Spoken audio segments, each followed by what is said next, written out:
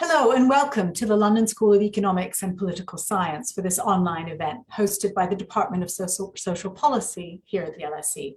My name is Baroness Shafik and I'm the director of the school, and I'm so pleased here to welcome Dr. Beverly Tatum to the LSE this afternoon. Beverly is President Emerita of Spelman College and the author of Why Are All the Black Kids Sitting Together in the Cafeteria and Other Conversations About Race. She's a longtime teacher, scholar, administrator, and thought leader in higher education. She was the 2013 recipient of the Carnegie Academic Leadership Award and the 2014 recipient of the American Psychological Association Award for outstanding lifetime contributions to psychology. Dr. Tatum holds a BA degree in psychology from Wesleyan University, an MA and a PhD in clinical psychology from the University of Michigan, and an MA in religious studies from Hartford Seminary. So this event is going to be a conversation between me and Beverly about her book, which has been a perennial bestseller on the psychology of racism, now in its 20th edition and published in the UK for the first time this year. For those of you using Twitter in the audience, the hashtag for today's event is hashtag LSE Tatum, and this online event is being recorded and will be made available as a podcast afterwards. As usual, after we have a conversation, there'll be a chance for you to put your questions to the speaker.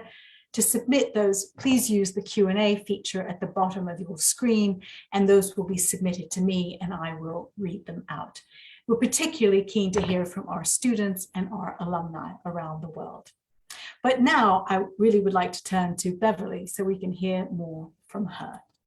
So let me start by reiterating my welcome and how delighted we are to have you at LSE.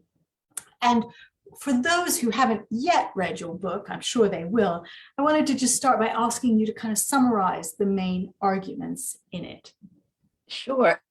Well, let me begin by saying I'm honored to be in this conversation with you, Manoush, and I'm very excited to be speaking with the LSE audience. And also, I hope you'll have a chance to talk a little bit about your book, What We Owe Each Other, a New Social Contract for a Better Society, because I think the ideas in it very much connect to what I've been writing about. I think it might be helpful to our listeners to know that I wrote the first version of my book in 1997, which is now more than 20 years ago. And I wrote it then really coming from my position as a faculty member teaching psychology. I started teaching a course on the psychology of racism early in my career in 1980.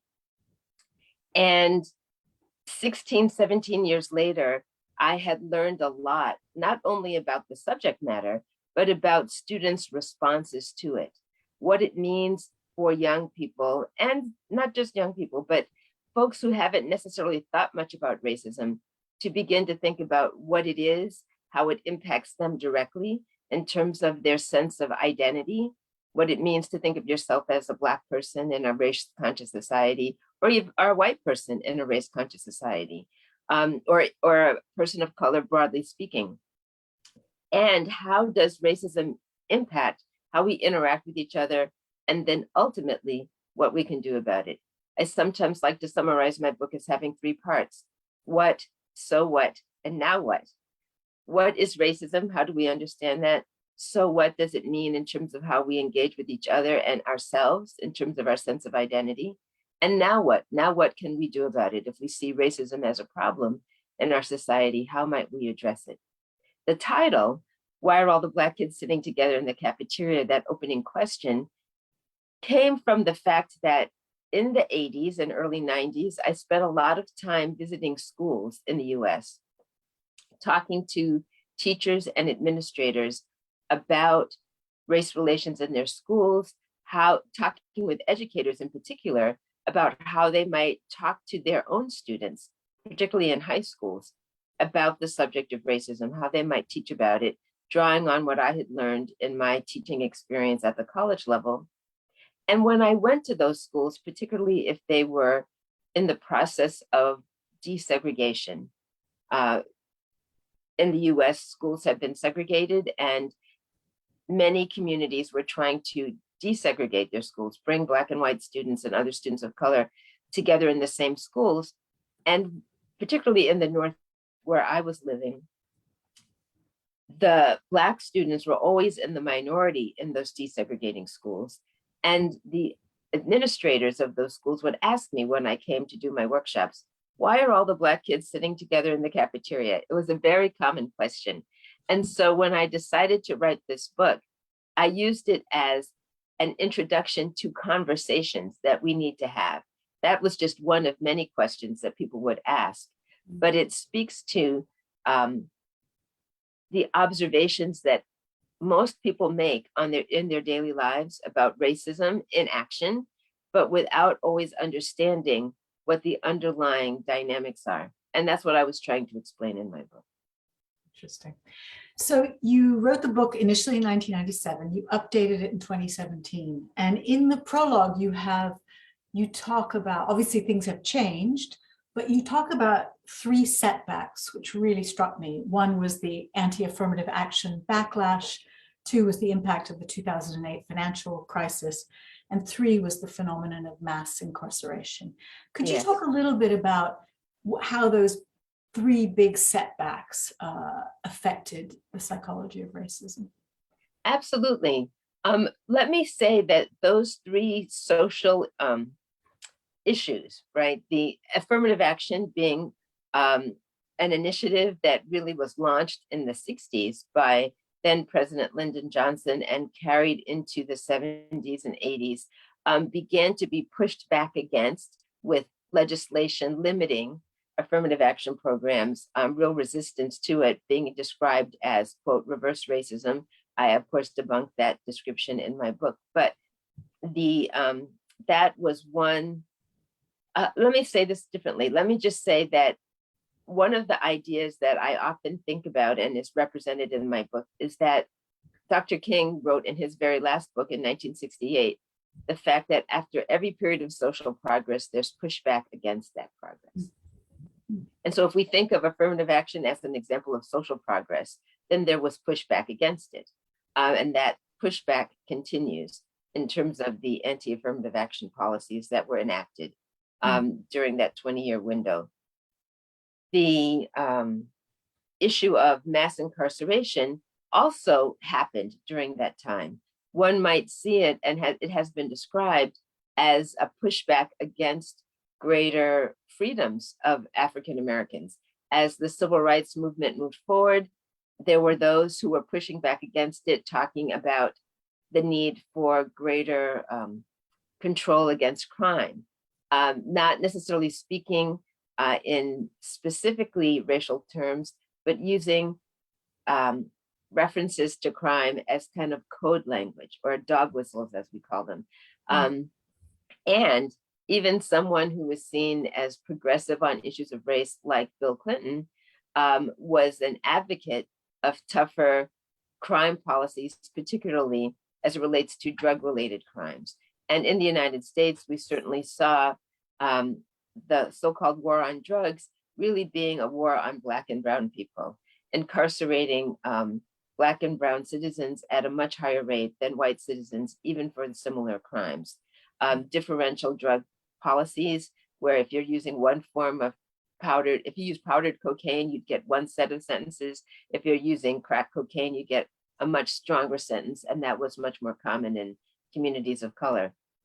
So these examples are just part of the question I was trying to answer in the prologue.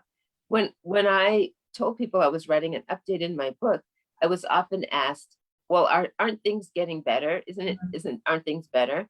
And so whether you think things are better or not really depends on, I think, your generational lens. If you were born in 1954, as I was, is society better in 2021 than it was in 1954? I think yes. The answer to that is yes. I was born in the Jim Crow South. My parents were educated in HBCUs, and my father, when he wanted to pursue his doctorate, could not attend the university in his own city. He had to travel.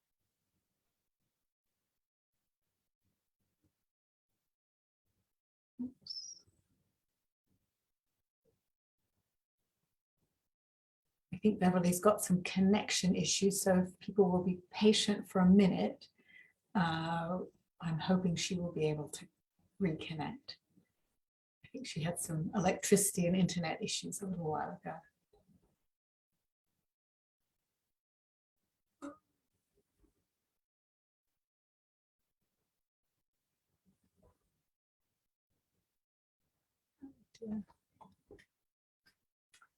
So I'm going to ask the audience to be a little bit patient because this happened earlier as we were just starting and she was able to reconnect very quickly. So I think she's left and is reconnecting. So if you could just hold on for 1 minute, I'm pretty sure we'll get her back.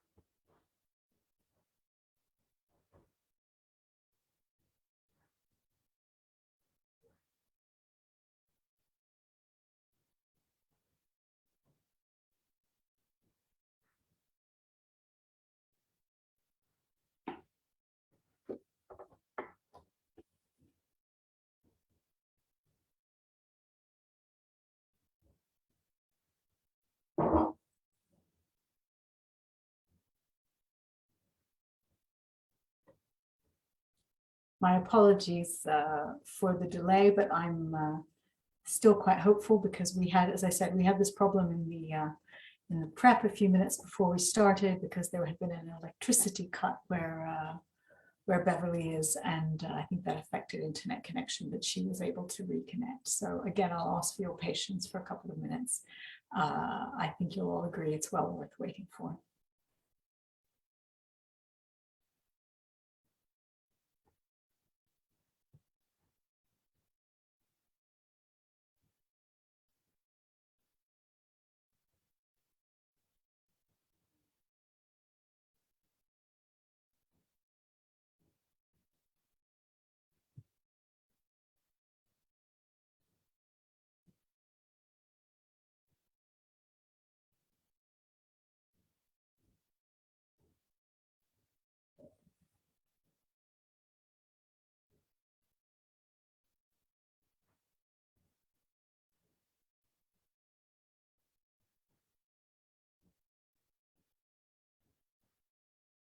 Aha, I see her reconnecting. Thank you again for your patience.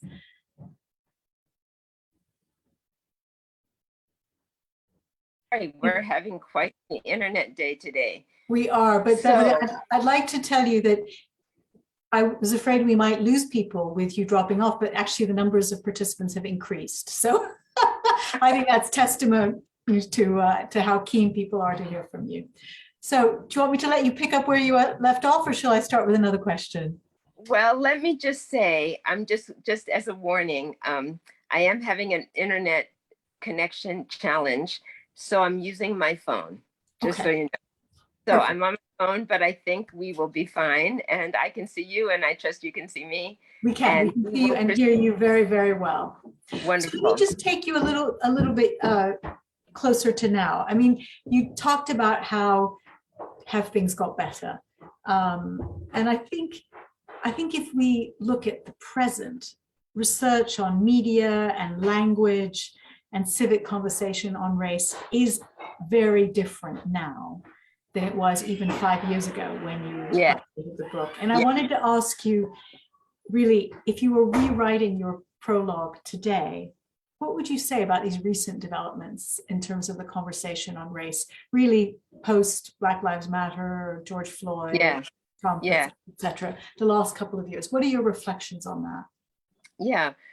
Well, let me just say, I think your audience heard me say this. I'm not quite sure where we lost the connection. But one of the points I was making was that after every period of social progress, there's pushback against that progress. And if in the context of the United States, you think about progress toward greater civil rights as sort of reaching a climax with the election of President Barack Obama, first African American to serve in that role. And the significance of 8 years of his leadership in the White House, a Black family living in the White House, symbolically very significant. And then the election of Donald Trump, President Donald Trump, as in some ways the antithesis of the Barack Obama presidency, as really an example of pushback against that progress. And if we think about the leadership style, for example, of Donald Trump, using Twitter, social media, sort of speaking in hashtags, and his rhetoric, his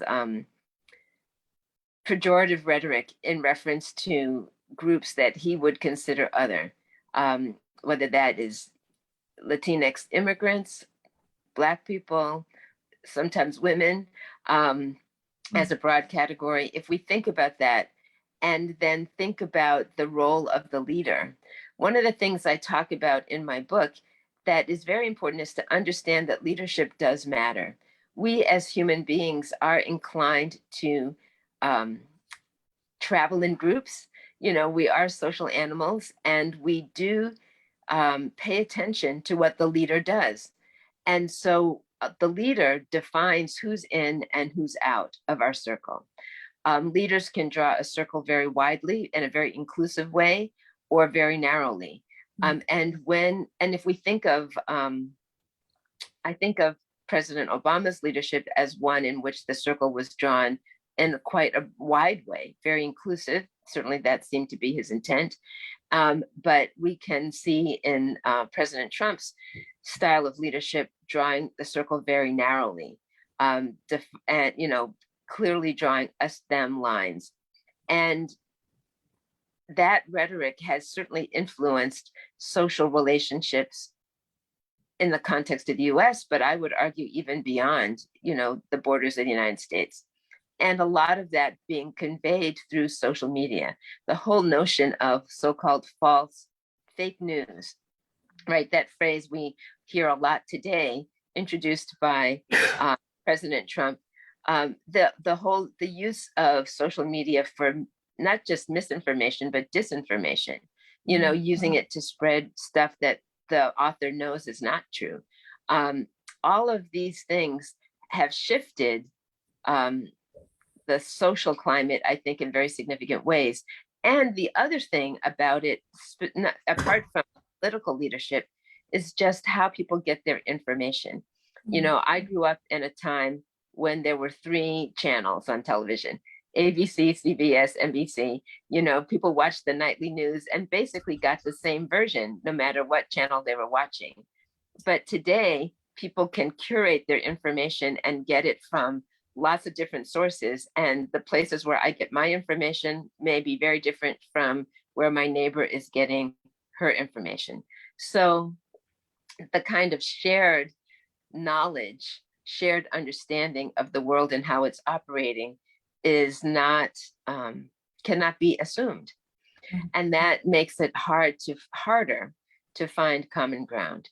I think talking about issues of race has always been difficult in the United States. And in my recent time, I had the opportunity to spend several days in the UK in the month of November. And in the conversations I had with folks during those visits, let me know that talking about race is hard in the UK too. That there are lots of silences. And that silence is really what I think connects the past and the present. There's a lot of silence in the past, there's a lot of silence in the present, but we won't be able to change the future unless we can learn how to break that silence. And really, so I like to say, you can't solve a problem that you can't talk about. Could you say a little bit more about that? Because, conversations about race have have become very polarized. People are either shouting at each other or avoiding the subject.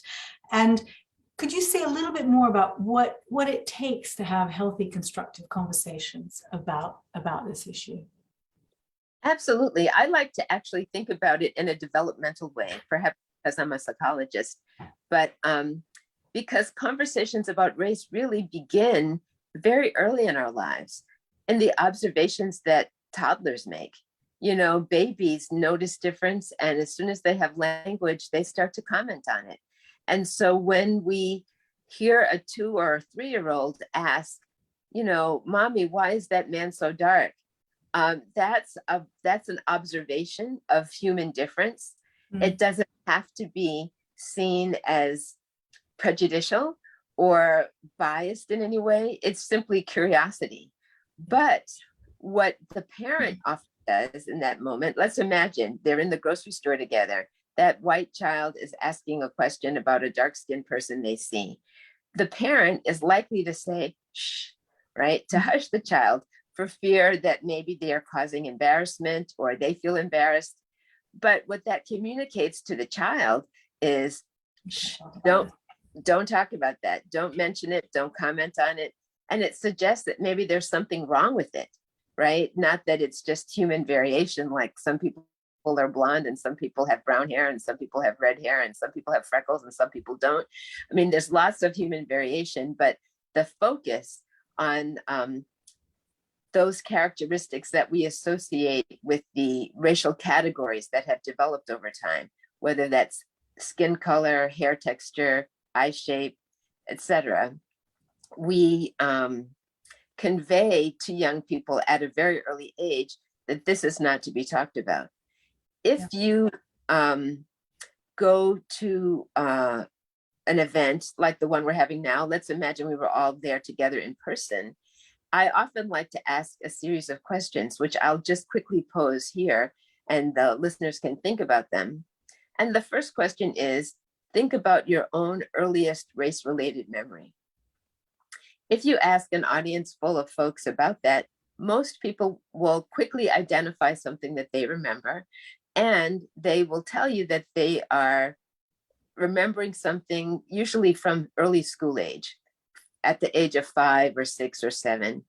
And then if you ask what emotion is attached, without even knowing the incident, just what emotion is attached to this experience that you recall, people will say things like, sometimes they say curiosity or love, if it was in a friendship, but most of the time it's words like confusion, fear, sadness, anger, anxiety, embarrassment, shame. These are strong words. And then if you ask, okay, well, did you talk to anyone about this incident at the time that it occurred? A caring adult, a parent, or a teacher, someone like that. Almost always, the majority of folks in the audience will say, no, I did not. I had no conversation with anyone about it. But if you know 5 or 6 or 7-year-olds, what you can say pretty universally about them is that they're chatty. They tend to talk a lot and freely about whatever's on their minds. They haven't learned to filter or censor themselves. And so it is somewhat counterintuitive to see a group of adults tell you, I still remember it decades later. I can tell you what emotion was attached to it. But no, I didn't talk about it to anyone. And then the question is, why not?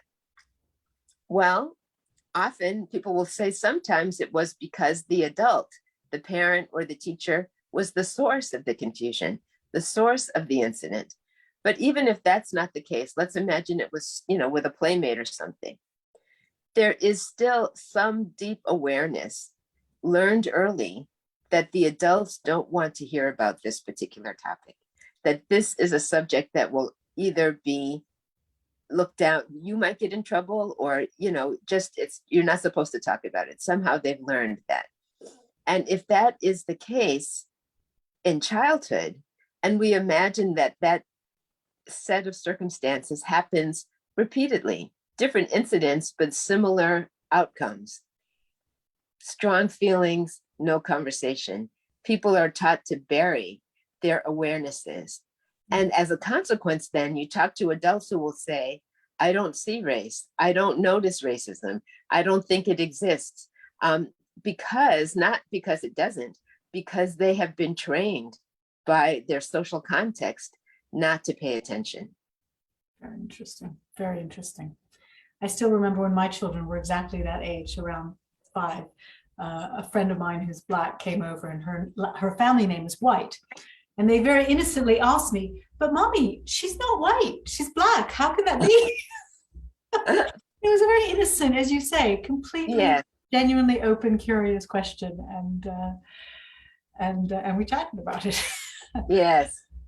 Let me turn to the publication of your book in the UK. It's just coming out for the first time. And you mentioned you were in the UK in November, so I had a chance to discuss these issues here. How much read across from American culture, which is so widespread around the world, is there on racial politics? And what were your impressions on the debate about race in the UK, if you had a chance to form any? Yes, well, I did form some. And let me say, I was fortunate to participate in a conference at the beginning of my visit titled Black, Britain, and Beyond. A conference organized by Reverend Dr. Professor Keith McGee and his associates. And at the time of the conference, it coincided with the publication of a book called Black British Lives Matter, edited by Lenny Henry and Marcus Ryder. A book I would highly recommend. I found it very interesting both to hear the conversations and also to read the book. But what I noted was that the conversations, it seems to me that conversations that are taking place in the UK are maybe just getting started. For example, conversations about representation in the curriculum.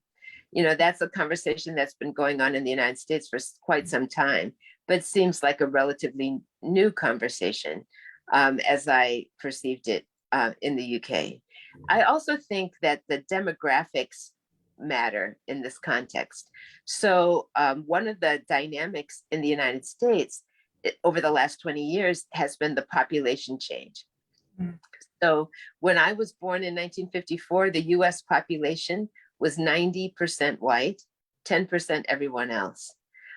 If you are a baby born today in the United States, you are likely to not be in a majority, no matter who you are, right? If you're a white baby being born, you're probably going to be less than 50% of the population.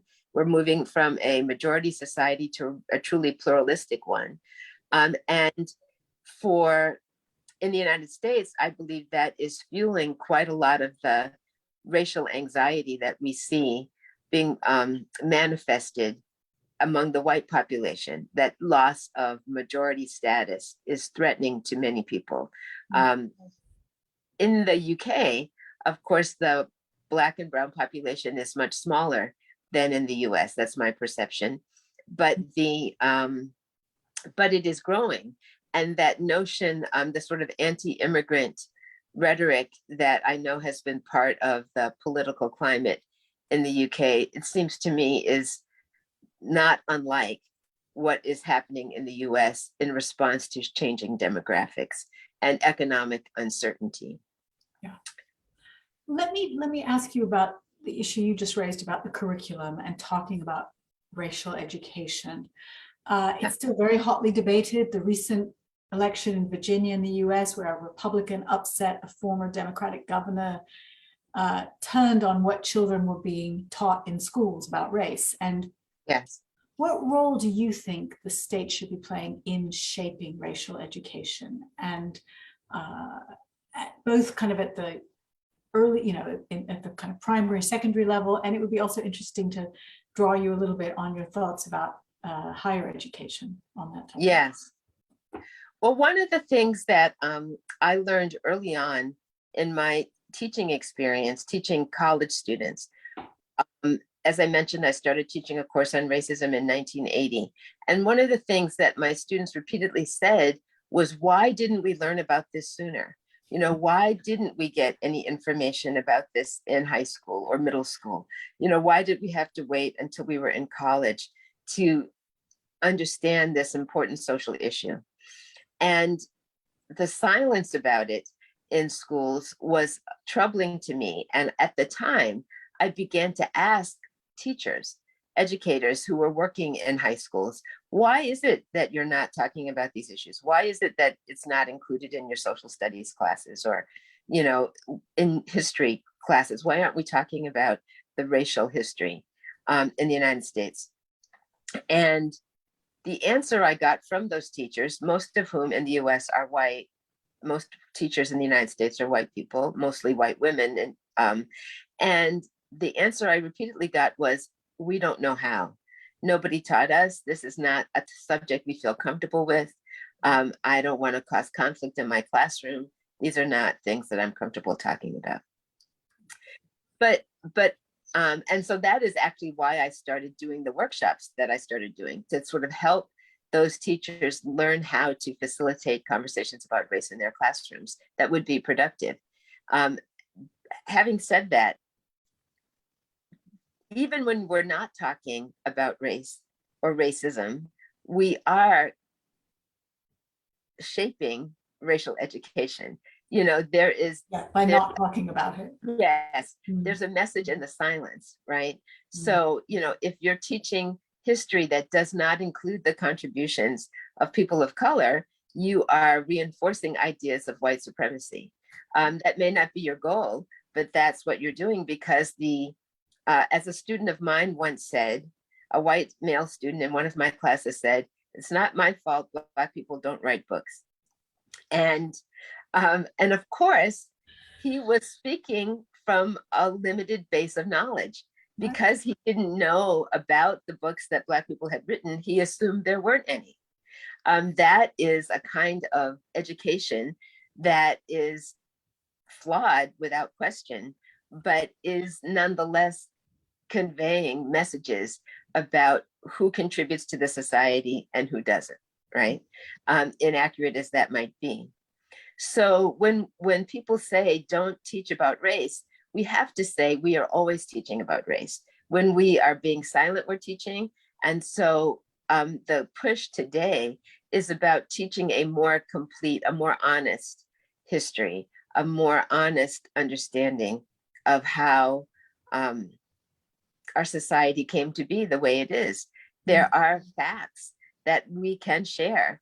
They're not, people can have different opinions, but some things are just factual, right? That presumably are not arguable. And so I think that's the challenge. There's a sort of sense that some curricula is neutral and, bias free. There's no such thing. The only thing that we can be is clear. As I like to say, it's not values neutral. Let's be values clear. Let's be clear that we're trying to teach a full history. We're not trying to teach people to hate their country or to hate a group of people or to mistrust anyone. We're trying to help people understand, how did we get here? And if we truly understand how we got here, then we have a chance of going somewhere better.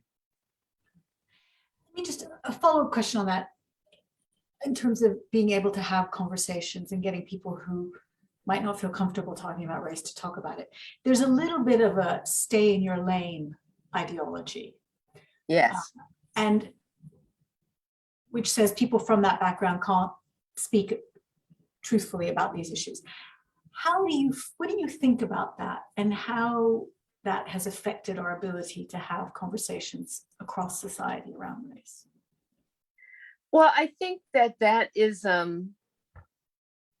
it's an interesting comment. I mean, we don't say you have to be, from Britain to teach Shakespeare. We don't say that you have to have lived in France to learn to speak French, or to, study French literature. So I think it's a little bit of an escape clause that people give each other to say, this makes me uncomfortable, and therefore here's my reason for not wanting to do it. I do think that everybody's voice needs to be included. It would not make sense to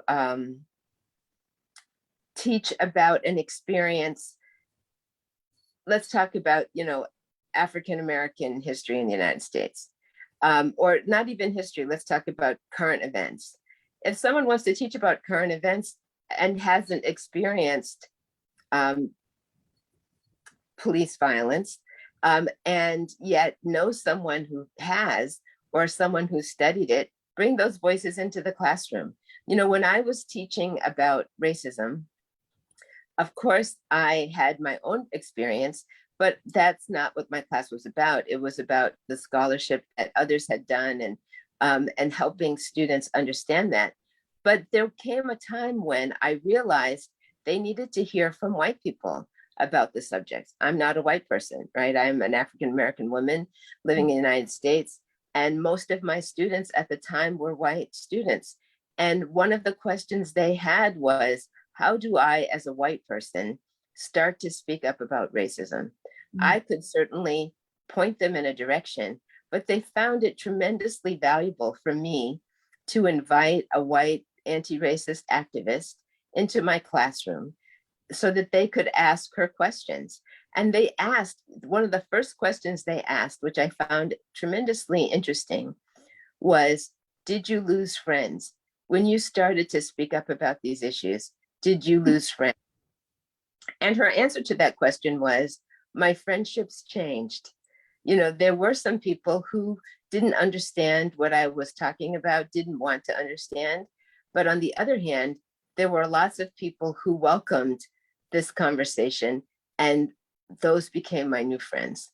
So there was not, but I found it interesting that that's what students were worried about. They were worried about the social isolation that comes from challenging the status quo, or that can come.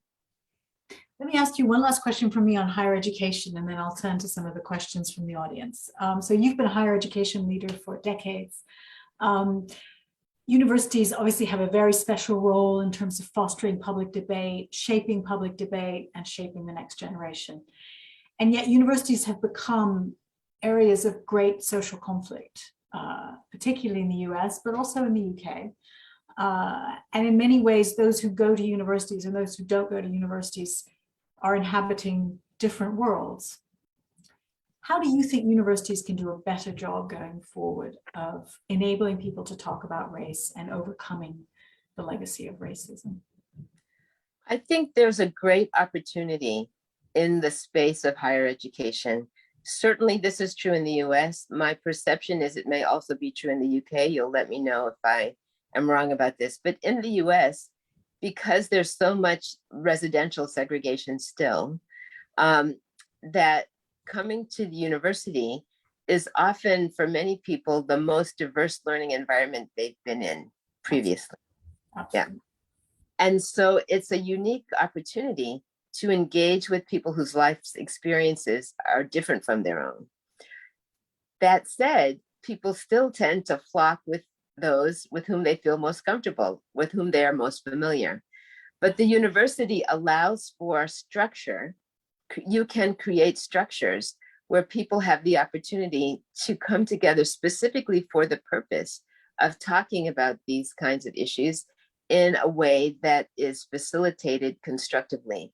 I always like to point to the University of Michigan as an example of this. They have a very well-developed program in intergroup relations, which is built around creating dialogue opportunities, cross-group dialogue opportunities over the course of a semester that allow students to really tackle some thorny issues in a way that is mutually respectful and that ultimately leads to deeper understanding and fosters cross-group relationships, friendships.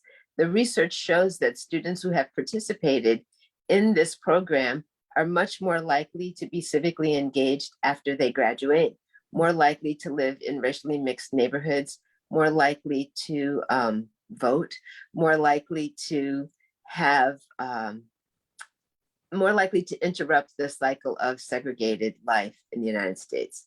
So that is an example of the university using its power of convening and creating learning structures that can be very helpful. But if I might say one more thing about it, your question was, all those people who don't go to university, what happens to those folks? Are they being left behind? And I think that there is an opportunity, again, to use the intellectual capital of the university to expand into communities to facilitate those kinds of opportunities among folks who may not be registered for courses, but who want to have the opportunity to engage with these ideas, much as LSE is promoting this webinar. Similarly, there's opportunities to take learning to communities that might not otherwise have access. Very good point. And the final chapter of your book has some wonderful, hopeful examples of how different organizations and universities have fostered those kinds of opportunities for people. So it ends on a very positive note. Let me turn to some questions from the audience. And I'm going to start with a question from Jemima Lumbu, who asks, how long do you believe these types of attitudes will remain? Do you believe these things will happen for every generation's lifetime? Well, I think it's important to say that what we think of today as racism did not always exist. We do know that, as I said, human beings are social animals. We gather in groups. And of course, we know that there's a long history of conflict between groups. But the idea of racial hierarchies, a human hierarchy with white people on the top, Black people at the bottom, and shades of color in between, that kind of racial hierarchy is a product of religious, philosophical thinking that occurred a few centuries ago, but has not always existed. And so it is certainly possible to move beyond that kind of thinking. And there are lots of people who I think are trying to move us in that direction. Yeah.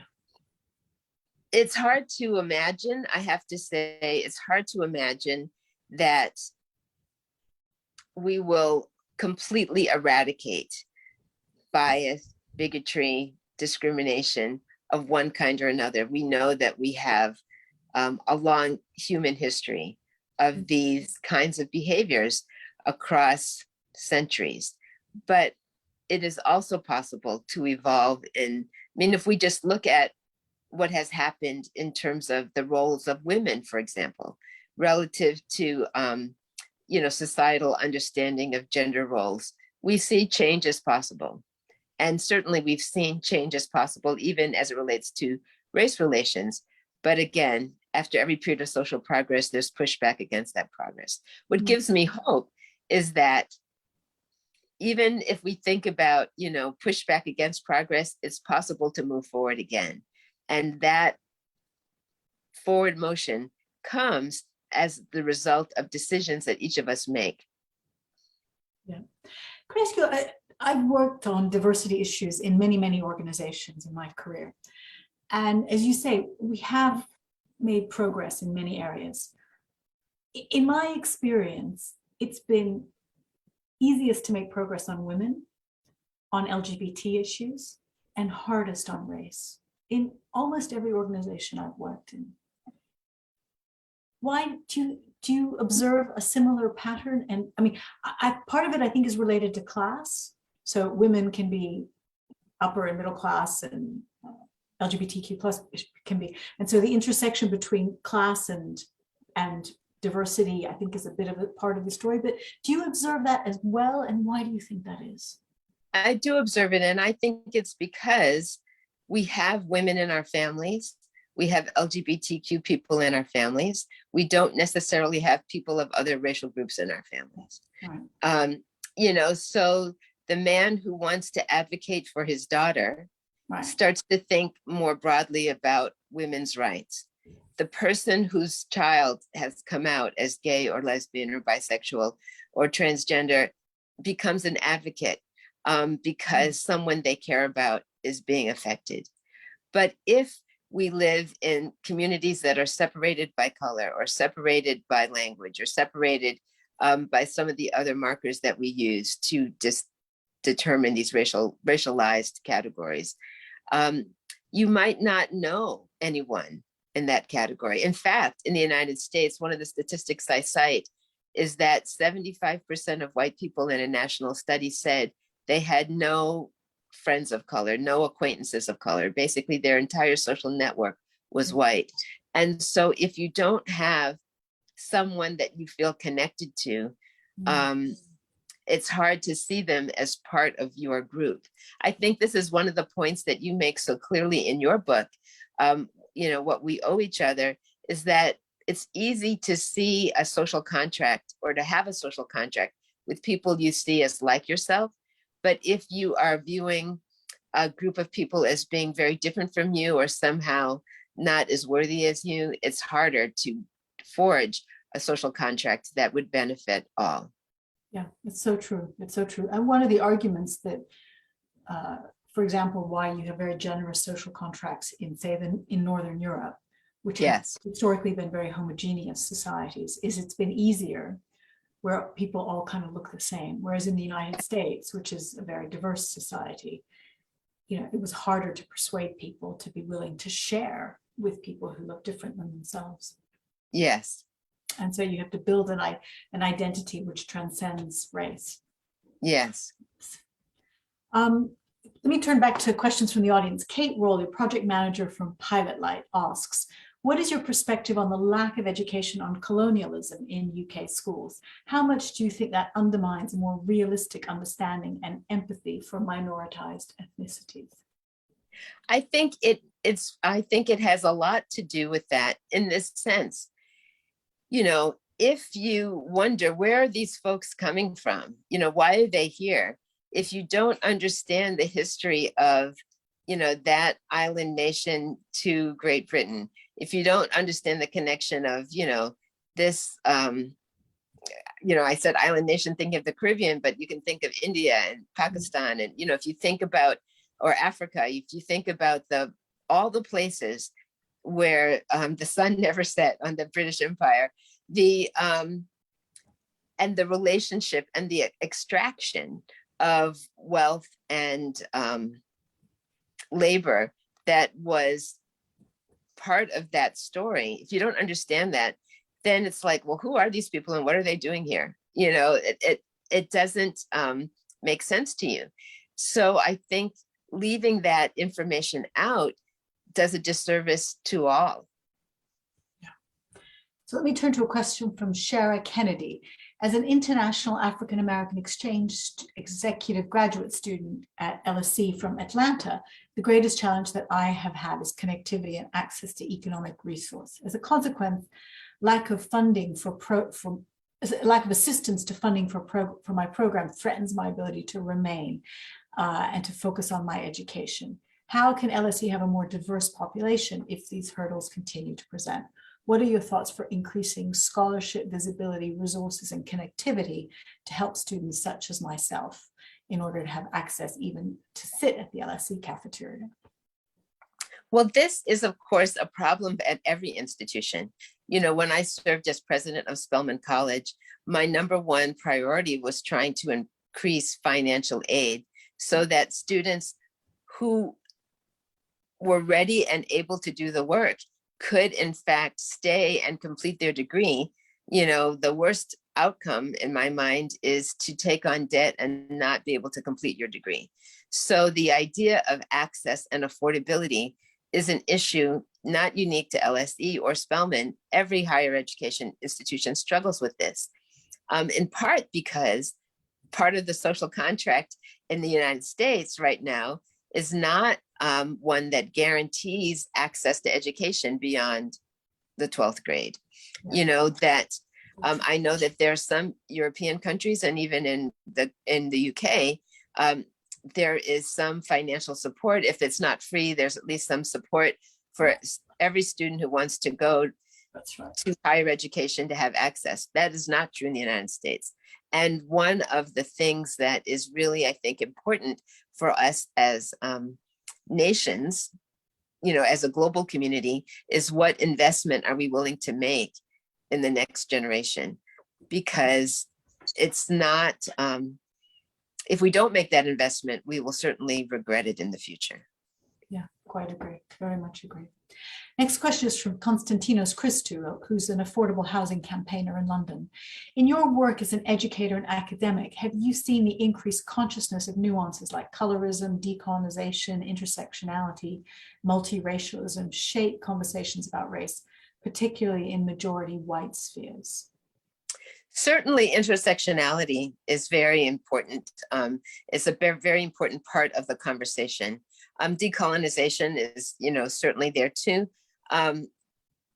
Recognizing, I guess what I want to say, and broadly in response to the whole question, is the understanding that we all have multiple identities, right? Mm-hmm. What do I mean by that? I can describe myself as a female, I can describe myself as African American, I can describe myself as heterosexual, able-bodied, identify as Christian, someone raised in a middle-class family. All of these identities shape my experience. As a light-skinned Black person, my experience is different than someone who identifies as African American, but whose skin is much darker. People respond to me differently than they do to darker skinned people. I'm aware of that. And so so it just speaks to the complexity of these issues. I do think that it's important that we recognize that there is not any universal experience. We don't want to reduce people to single categories. That's insufficient in terms of capturing their lived experience. We have to look at it through a complex lens, and the various categories that the questioner was just raising are part of that complexity. We have to be able to talk about colorism, for example, within communities of color, which in my mind, I talk about in the book as an example of internalizing racism, to the extent that that notion of white supremacy manifests itself through colorism in those communities. So I would leave it there, I guess, but to just say those multiple identities have to be considered in order to fully understand somebody's experience. And I think this will probably be the last question we'll have time for from Dewan Kim. Is the pushback that we see after a period of social progression a result of intentional sabotage from certain groups, or are there other explanations for this phenomenon? I think, change is hard for people. People feel threatened. There's a concern that their status is somehow going to be lost, or, that there is loss in change, not recognizing that there is gain in change as well. An excellent book that speaks to this very well is by Heather McGhee. It's called The Sum of Us. Sum as in S-U-M, the sum of us. And in it, she talks about what she calls the solidarity dividend. There's this notion that, if one group progresses, another group must lose something, that it's a zero-sum game. But in her book, she gives lots of examples of how everybody can benefit when they come together to try to make things more equitable for those who are being disadvantaged. Very interesting, very interesting. I might be able to sneak in one more question if I can, from Murray Rueda, who's an LSE MSc student from Dallas, Texas. I agree with your observation that UK higher education is in the beginning stages of incorporating intersectionality, race education, and decolonization into the curriculum compared to the US. But despite different contexts and imperialist histories, what can UK higher education learn from US institutions? Well, I think because the US has been working at it for a longer period of time, there are lessons to be learned. For example, I made reference to the work on intergroup dialogue at the University of Michigan. I think that would be a great lesson to be shared. I think the understanding that comes from faculty recruitment and retention. One of the conversations I had while I was in the UK was with colleagues who are trying to increase the diversity among the faculty and struggling to figure out how to do that in a context that is not experienced with that. And there are certainly institutions in the US that have been quite successful in their ability to expand. There's certainly institutions in the United States that need to work on it too. I don't want to suggest that every institution has figured it out, but there are some that have been quite successful, and sharing again those lessons, I think, would translate quite well. Yeah, absolutely. That's one thing that we've certainly struggled with, and I think we've decided to take a really, long-term view and say we need to grow the pipeline. And so we've earmarked PhDs, particularly in those disciplines where people of color are underrepresented, and to have PhD scholarships dedicated to grow a new, a generation of new scholars who will be more representative of society. But it's a long and challenging path. Yeah. Okay, I think we are almost out of time. Beverly, is there anything else you wanted to say before we close? As I hope the audience gets a sense of how rich your book is, the deep psychological insights that you bring to thinking about racism, which I think is very distinctive. And the fact that your book is now available in the UK at a time when the debate about race is definitely very, very lively. Are there any sort of final words you wanted to leave us with? Well, I would say this, one of I referenced several times this notion of pushback against social progress. That insight comes to me from Dr. King's last book, which is titled, Where Do We Go From Here? Chaos or Community? It was published in 1968. It's an old book, of course, but it seems quite relevant to today's moment. And at the very end of the book, he says that each of us has a choice to make, chaos or community, that we can choose to build community through our efforts to be inclusive, to treat, to develop equitable social policies, to advocate for a more just social contract, to use your language, Manoush, but we have to make that choice. And each of us has to, decide, is what I'm doing now leading to greater community or contributing to greater chaos? I think we can all choose for greater community. And if we do, we'll see progress again. Oh, well, thank you, Beverly. You couldn't have ended on a more hopeful and inspiring note. So I think we're all with you on community. And thank you very much for talking to our community at the LSE. We'll be sharing this widely through our podcasts. And it's been a wonderful conversation. Thank you for your book. Thank you for your leadership. And thank you for sharing both of those with us. It's been my pleasure. Bye-bye. Thank you, everyone, for joining us.